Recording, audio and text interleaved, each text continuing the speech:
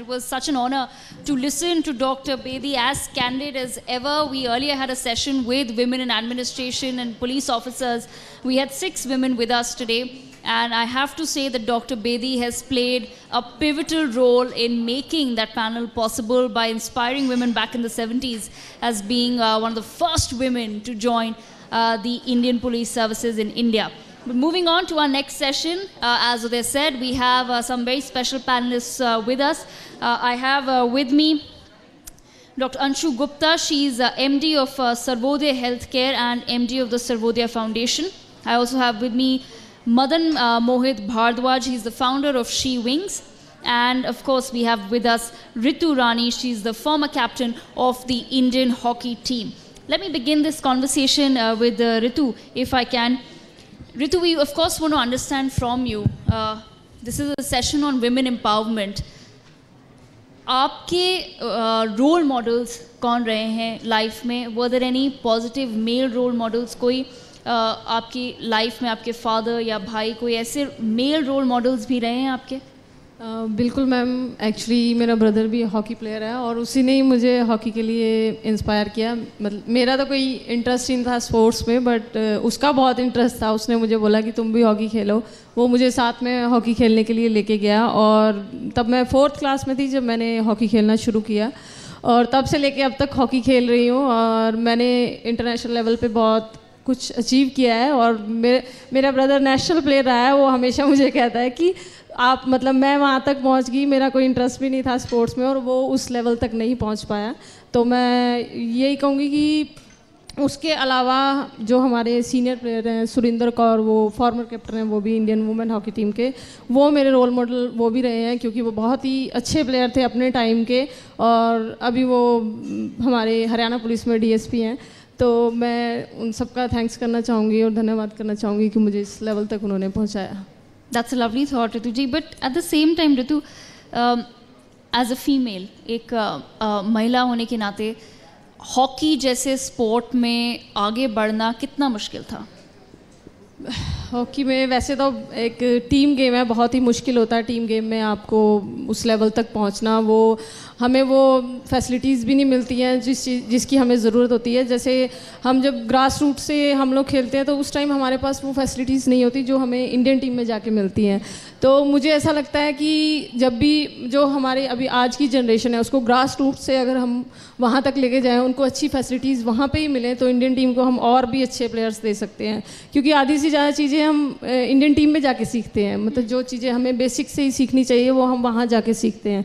तो मुझे लगता है कि हमें वो बेसिक से शुरू करना चाहिए. वो चीज़ें हमें भी प्रॉब्लम आई. जैसे मैं शाहबाद से बिलोंग करती हूँ. जब हम खेल रहे थे उस टाइम पे हमारे शाहबाद में टफ ग्राउंड नहीं था, तो हमने ग्रास पे ही प्रैक्टिस की, जो कि आजकल हॉकी सिर्फ टर्फ पे ही खेली जाती है ज़्यादा. मतलब जो लेटेस्ट हॉकी हम कह सकते हैं कि, तो इसलिए हमने 2006 में हमारे वहाँ पे टर्फ लगा. उसके बाद वो भी इस वजह से ही लगा क्योंकि हमारे वहाँ से बहुत सारे इंटरनेशनल प्लेयर्स निकले. जो हमारे कोच हैं सरदार बलदेव सिंह जी, वो द्रोणाचार्य अवॉर्डी हैं और कम से कम वहाँ पे 40 से 50 इंटरनेशनल प्लेयर्स निकले हैं.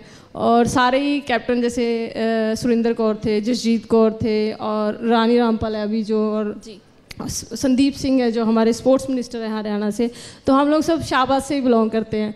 तो उन सब से हम लोग एक दूसरे से इंस्पायर होकर हम लोगों ने ये यहाँ तक पहुँचे. और हमारे जैसे हमारे पेरेंट्स हैं, हमारे पेरेंट्स ने हमें बहुत सपोर्ट किया है. अगर मैं मतलब अपना नहीं कहूँगी कि सबके लिए, अगर एक लड़की को उसके पेरेंट्स सपोर्ट करते हैं तो वो कुछ भी अचीव कर सकती है. सबसे पहले उनकी पेरेंट्स की सपोर्ट चाहिए और उन्होंने मुझे बहुत सपोर्ट किया. इस वजह से ही मैं यहाँ तक पहुँच पाई. अदरवाइज़ हम लोग को तो कोई ग्राउंड पे जाने भी ना देता क्योंकि सब बोलते हैं कि हम लोग को नेचुरली हमें शॉर्ट्स पहनना पड़ता है, तो लड़कियों को कोई अलाउड भी नहीं करता है. तो वो चीज़ों को हमने बहुत फेस किया, बट पेरेंट्स की सपोर्ट की वजह से हम लोग यहाँ तक पहुँचे. सो एंड आप मतलब you're such an inspiration for all young women and other women who are watching us virtually, thousands of women. But Ritu, I want to understand from you, and we'll come back to the positive side of it as well. पर उस level पर, उस मुकाम पर भी पहुंचकर national team के लिए जब भी आप खेली हैं, कहीं लगा है कि अभी भी जो मेल हॉकी टीम है उनको ज़्यादा प्रिविलेजेस मिलते हैं, कुछ महिलाओं से कुछ बेटर मिलता है उस टीम को, कभी ऐसा लगता है कि अभी भी थोड़ा सा अंतर है जो फिक्स हो सकता है? वैसे तो अभी तो जो अभी का टाइम है उस टाइम में तो लगता है कि अभी मुझे लगता है कि सोशल मीडिया की वजह से हमें बहुत सपोर्ट मिली है, मतलब वुमेंस को, मेनली वुमेंस को, क्योंकि पहले मेंस की हॉकी इंडिया लीग हुई थी लेकिन वुमेंस की लीग नहीं हुई, तो उस वजह से भी हम लोग को इतना हाईलाइट नहीं मिलता था, मतलब किसी को पता भी नहीं होगा कि हम लोग इंडियन टीम के लिए कितना टाइम खेले हैं या कब तक खेले थे, या अब पता है सबको कि अब कौन कौन टीम में खेल रहा है, तो वो चीज़ बहुत अच्छी है। बाकी यही कहेंगे कि इसमें तो अपनी तरफ से हमारी जो फेडरेशन है वो तो बहुत अच्छा कर रही है, हमारी इंडियन हॉकी फेडरेशन बहुत सपोर्ट करती है, अभी स्पोर्ट्स अथॉरिटी ऑफ इंडिया वो भी बहुत हेल्प कर रही है कि प्लेयर्स को हाईलाइट कर रहे हैं, जैसे जब भी कोई भी टूर्नामेंट से टीम्स वापस आती हैं, हमारे जो नरेंद्र मोदी सर हैं वो हमेशा सबसे इंडिविजुअली बात करते हैं, तो उससे एक फेस वैल्यू भी बनती है और उन सबको पता लगता है कि ये प्लेयर वहाँ से खेल के आया है या इसका ये मेडल आया है, पहले वो चीज़ें नहीं थी। बट मुझे लगता है कि और भी अच्छा हो सकता है गर्ल्स के लिए, अगर हमारे यहाँ पे मतलब वुमेन हॉकी लीग अगर स्टार्ट हो जाए तो और भी हमें हाइप मिल सकती है। Well, that's a new idea by Ritu on our platform, and of course we will do our best to push it forward. She's saying that there should be a female hockey league as well in India, and like I said, Ritu, we will use our platform to take this idea forward. Now, the Indian hockey team, the women's team, won the bronze at the Asian Games in 2014 under you.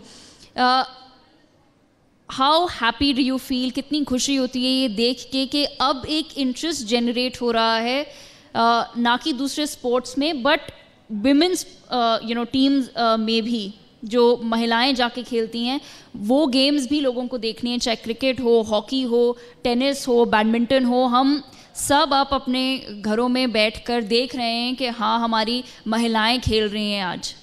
बिल्कुल ma'am, आपने बिल्कुल सही कहा, क्योंकि मुझे लगता है कि अभी 2-3 सालों से ये स्टार्ट हुआ है कि लाइव मैचेस दिखाने लगे हैं, नहीं तो पहले लाइव मैचेस होते ही नहीं थे, कोई देखता ही नहीं था, मतलब वुमेंस के तो बिल्कुल भी नहीं होते थे, तो अभी वो चीज़ अच्छी है कि लाइव मैचेस दिखाए जाते हैं। जब हमने 2014 में भी, तब मैं मेरी कैप्टनशिप में इंडियन टीम ने ब्रॉन्ज मेडल जीता था, और वो भी काफ़ी टाइम के बाद, और उसके बाद हम लोगों ने 2015 में रियो ओलंपिक्स के लिए क्वालिफाई किया था आफ्टर 36 इयर्स, वो मेरी कैप्टनशिप में ही टीम ने क्वालिफाई किया था। तो वो बहुत ही लंबा गैप था, एक प्लेयर का ड्रीम होता है कि हमें ओलंपिक्स में जाना है, और हमसे जो सीनियर थे और उनसे भी जो सीनियर थे उनका भी वो ड्रीम था कि हम ओलंपिक्स में क्वालिफाई करें, बट हम लोग हमेशा फाइनल्स में पहुंचते थे बट सेकंड प्लेस आती थी, तो फर्स्ट टीम क्वालिफाई होती थी।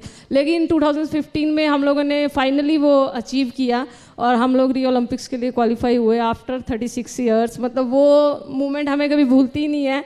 और उसके बाद कंटिन्यूसली हमारी टीम ने अब दोबारा फिर क्वालिफाई किया 2020 में, ये बहुत अच्छी बात है, और इवन वो टॉप 4 में भी आए, तो बहुत बड़ी अचीवमेंट है हमारी वुमेन हॉकी टीम के लिए। ऋतु, जब लोगों का सपोर्ट मिलता है, जैसा कि हम अभी बात कर रहे हैं कि अभी सपोर्ट ज़्यादा बढ़ गया है लोगों का, क्योंकि अब टीवी पे ब्रॉडकास्ट होता है तो लोग देखते हैं, इंटरेस्ट लेते हैं, आपकी मोटिवेशन कितनी बढ़ती है कि हाँ अब ये गेम जीतनी ही है?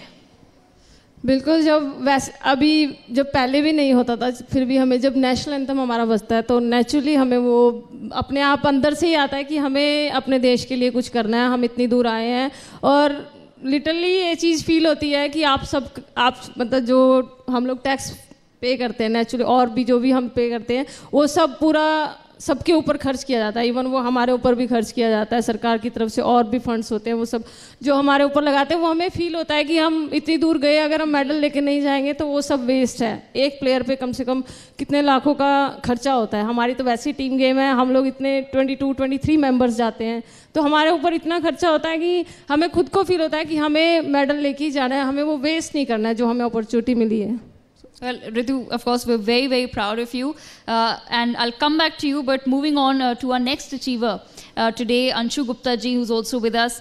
Ma'am, I want to begin by asking you, who has been your role model, and how important do you think it is for women to actually have positive male influences in their life? Basically क्या है कि आपकी life में जो model हैं वो मैंने देखा कि उम्र के साथ बदलते हैं, कभी भी कोई फिक्स मॉडल हम ये नहीं कह सकते कि आपकी लाइफ में कोई एक मॉडल लाइफ लॉन्ग फिक्स रहता है, क्योंकि जैसे जैसे आप मैच्योर होते हैं, बड़े होते हैं, तो उसी तरह से आपके मॉडल भी आपके चेंज होते हैं। लेकिन पेरेंट्स एक ऐसी मॉडल है मेरे लिए जो शुरू से मेरे लिए बहुत इंस्पायरिंग रहे, और आज भी जो उन्होंने मुझे संस्कार दिए हैं, जो उनके विचार हैं, जो उनका जो दिया हुआ हम लोगों को जितनी प्रेरणा है, वो मेरे लिए मेरे आइडियल हैं। और अगर मैं मेल की बात करूं तो शुरू से ही जितनी सपोर्ट मुझे मेरे फादर से मिली, उन्होंने मुझे हर तरह से एक खुली ज़िंदगी जीने के लिए दी। मैं उस समय पे जब शहर में शायद कोई भी लड़की 6th में कोई व्हीकल या गाड़ी नहीं चलाती थी, तो शहर में शायद मैं अकेली थी कि मेरे पास हर तरह का व्हीकल, मैं गाड़ी चला सकती थी। बिज़नेस में मैं उनको पूरा सपोर्ट करती थी। मेरे ब्रदर ने मुझे हमेशा बहुत हेल्प किया, और शादी के बाद मेरे हस्बैंड ने जितनी भी मेरी जो स्ट्रेंथ थी उसको समझते उन्होंने पूरा सपोर्ट किया। Ma'am, and because of that support आज आप सर्वोदय हेल्थ केयर की MD हैं, और आप एक बहुत जाना माना NGO भी चलाती हैं। It's a very successful NGO that you run. There are lots of young adults today who shy away from NGOs as a sector because there has been some negative publicity around NGOs. People feel that या तो इसमें इतना पैसा नहीं कमा सकते अगर NGO में चले जाओ, लोगों को लगता है ये एक्टिविज्म है, कुछ लोगों को लगता है कि नहीं, these are just money swindling fronts, NGO में कुछ काम नहीं होता. As a person who's running a very successful NGO of her own, what would be your advice to the young adults, to the young women watching the show today? How does one run a successful, profitable NGO perhaps? देखो, basically क्या है कि NGOs को लेके जो भी आपने कहा, मेरा अपना थॉट ये रहा है कि हम किसी भी नेगेटिविटी में ना जाके बाकी लोग क्या करते हैं हम उसके लिए कुछ नहीं कह सकते। हम अपने तरफ से क्या बेस्ट कर सकते हैं, हमारे को उस पर ध्यान देना होता है। इसके बाद NGO कोई भी पैसा कमाने का साधन नहीं है। NGO तो बेसिकली क्या है, एक नॉन गवर्नमेंट ऑर्गेनाइजेशन है जो काम जो गवर्नमेंट के लेवल पर है, गवर्नमेंट अपनी तरफ से प्रयास करती है, लेकिन as human being, as responsible citizen, हम जो सोसाइटी के अंदर में प्रॉब्लम्स देखते हैं, तो जो हमारे पास साधन हैं हम उनका वो बेस्ट यूटिलाइजेशन करना चाहते हैं फॉर सोसाइटी। वो हमें अपनी एक जिम्मेदारी लगती है जो हमें अपने बचपन से, हमें अपने पेरेंट्स से संस्कार में मिली। बच्चों के लिए मैं ये कहना चाहूँगी कि हमारी तरफ से जितने भी यंग बच्चे हैं उनके लिए मैंडेटरी होना चाहिए कि वो अपनी एजुकेशन के दौरान वो 1 साल 2 साल उनको किसी भी अच्छे NGO के साथ में लगकर वो सर्विसेज ज़रूर देनी चाहिए, जिससे उनकी उस तरीके की नींव मजबूत हो। और जब वो अपने कर्म क्षेत्र में आए, जब वो प्रॉपर अपने फील्ड में काम कर रहे हों, तो जो उन्होंने उस समय NGO में काम किया है वो हैबिट उनके अंदर आ जानी चाहिए। तो वो जब नींव मजबूत होगी, इमारत बुलंद होगी, और जो काम करने वाले बच्चे हैं उनको शुरू से उस तरीके की शिक्षा मिलेगी, तो जब वो समाज के जिम्मेदार सामाजिक प्राणी बनेंगे तो वो अपनी समाज के लिए अपनी उसको जिम्मेदारी को निभा पाएंगे। And learn to give back to society. And absolutely, ma'am, thank you for that, that wonderful thought. I've been working with NGOs since I was very little, so I understand where ma'am is coming from, and it definitely has an impact on the way you grow up and what you want to do later on in life. Madan, perhaps you've had a similar story because you are the founder of She Wings. Can you first tell our viewers what She Wings is all about? So She Wings started its journey from a non-profit organization. It was 2012, 2011 when we started working on menstrual hygiene. And that was a subject when people were not aware about it. So we were going to school, we were celebrating birthdays, parties, anniversaries. In fact, couple का जो ceremony होता था वो भी हम लोग करते थे. Then we used to distribute those days sanitary product and bit knowledge about the menstrual hygiene. And that was the time when a boy to read about PCOD, ovarian cyst, all these things were quite difficult, right? And we had worked upon in more than 7 states in 2012-13. Later on, we were acknowledged when there's a film, one film came, and we were given credit in the film by the actor turned producer. And then, the She Wings became quite global, and we had 4 major global campaigns so far. If I would name the campaigns, I'm sure 80% audience would recognize. The first campaign, we had it, Yes, I Bleed. And the second campaign was Red Dot campaign, where women were using red dot on their palms. So, it was for a sanitary waste management. And yes, I believe it was a time when people were shying about telling about menstrual hygiene. Right. And menstrual hygiene is a subject which is known to boys and girls, men and women both. Third was before the COVID, when we were distributing a lot of sanitary products. One woman in rural Garhwal area, she denied taking the sanitary product, and she was not open to us. So she told the local Anganwadi Karyakarta lady in a local dialect that I will not take this. Then we asked why. She said, मेरे घर में 5 daughter हैं और 6 एक मैं हूँ.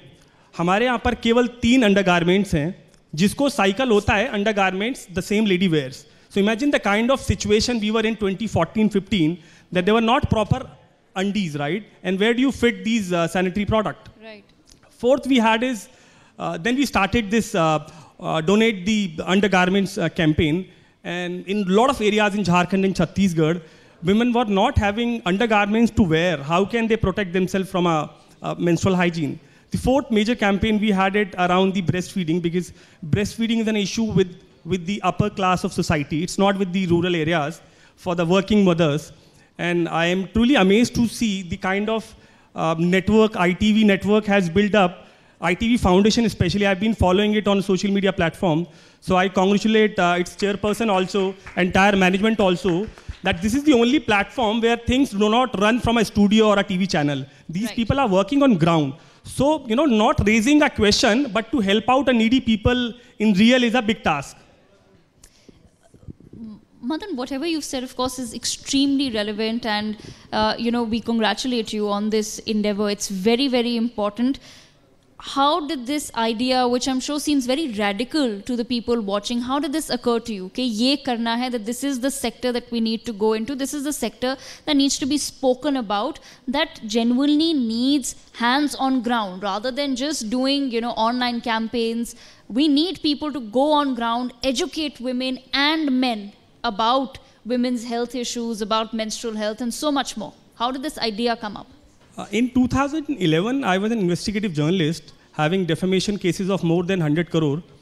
I was in Bihar for a story, and one of my friends was a collector there. So one lady died, and generally if there is a postmortem which happens to, which is supposed to happen at night, the collector has to give a special permission. Then this friend of mine didn't turn up to dinner. I was angry with him. I came back to Delhi. Then, later when I digged out the fact, he told me that this lady died in a village. There are 3 ladies died. And the postmortem report says they died because of some uncircumstantial evidences and because of the improper hygiene. Then, it gave me a question that how can this happen? Then I spoke to the collector, then the SDM of the area, and the village Panchayat Pradhan also.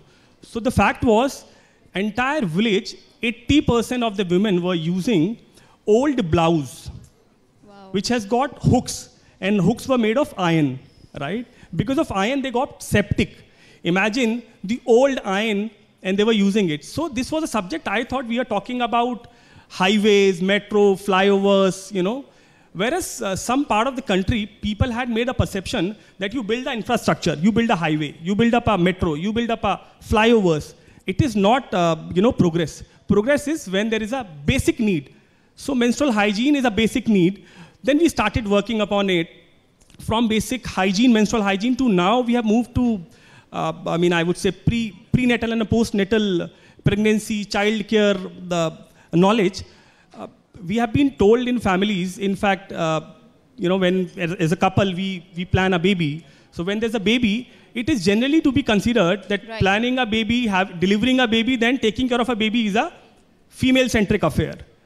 Whereas prenatal and postpartum, depression is so common and which is undiagnosed. Yes. So people need to take care that, okay, you had a baby, now it is your responsibility, right? You need to understand that proper care of a mother and a baby, it's both, couple's task. It's not a mother's task only.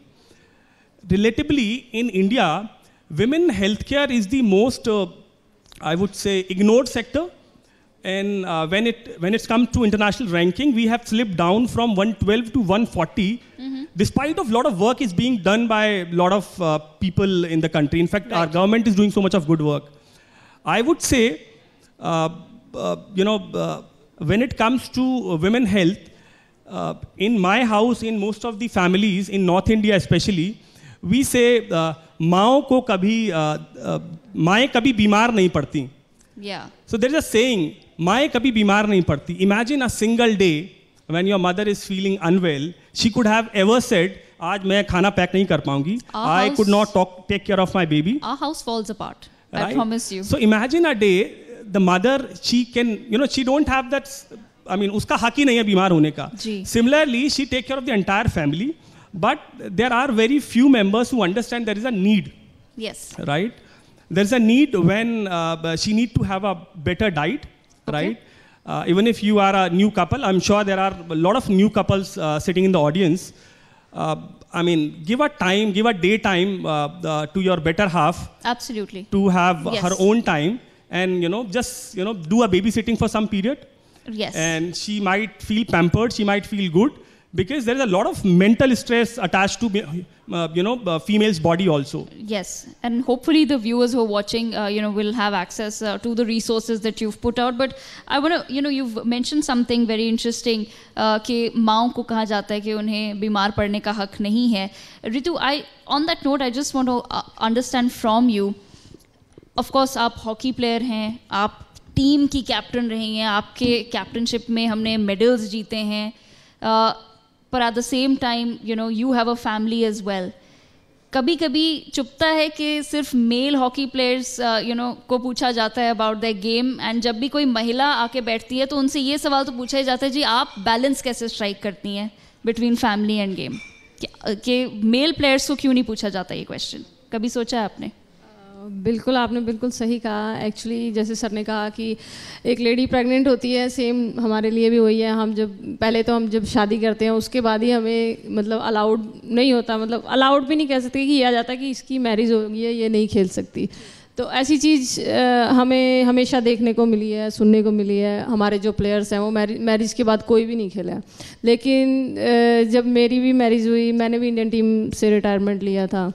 तो लेकिन उस time पे बहुत कुछ हुआ, उस वजह से मैंने रिटायरमेंट लिया था. बट मेरे हस्बैंड हैं जो वो भी हॉकी प्लेयर हैं, और मेरे मदर इन लॉ हैं वो भी हॉकी कोच हैं NIS में. तो उन्होंने मुझे बहुत सपोर्ट किया. आफ्टर मैरिज उन्होंने मुझे सपोर्ट किया, और दोबारा से मुझे इंडियन टीम में मैं वापस गई. आफ्टर मैरिज मैंने वापसी की टीम में, और मैंने पूरा 1.5 साल मैरिज के बाद मैंने इंडियन टीम के लिए खेला.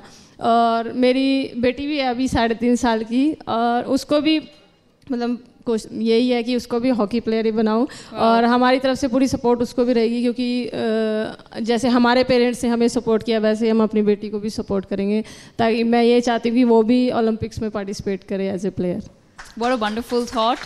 And I'll just end with Anshuji. Anshuji, we're running out of time, but I just want to understand from you, what role do you think men really need to play in empowering women, even if it's about starting from their own families? Women empowerment के बारे में मैं सोचती हूँ कि सबसे पहले ना ये स्टार्ट होना चाहिए घर से.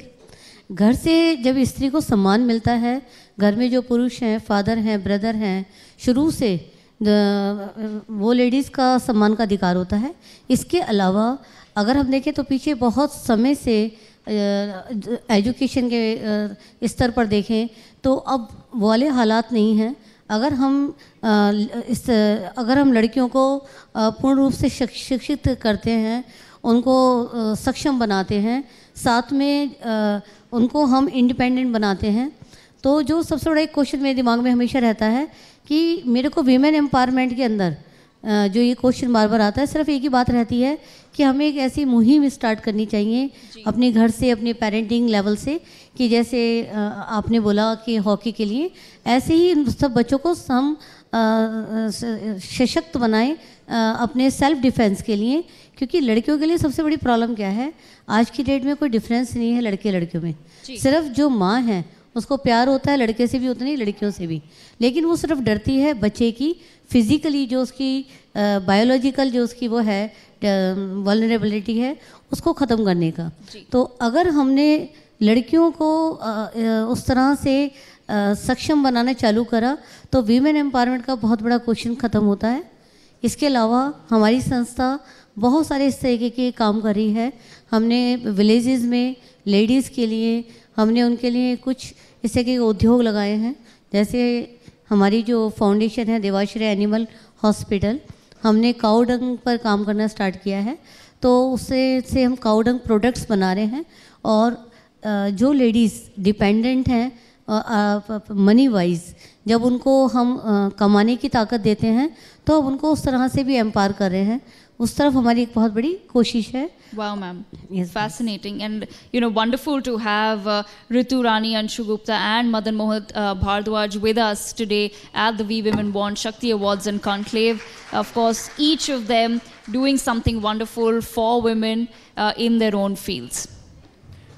For more such videos, subscribe to the NewsX YouTube channel, hit the bell icon.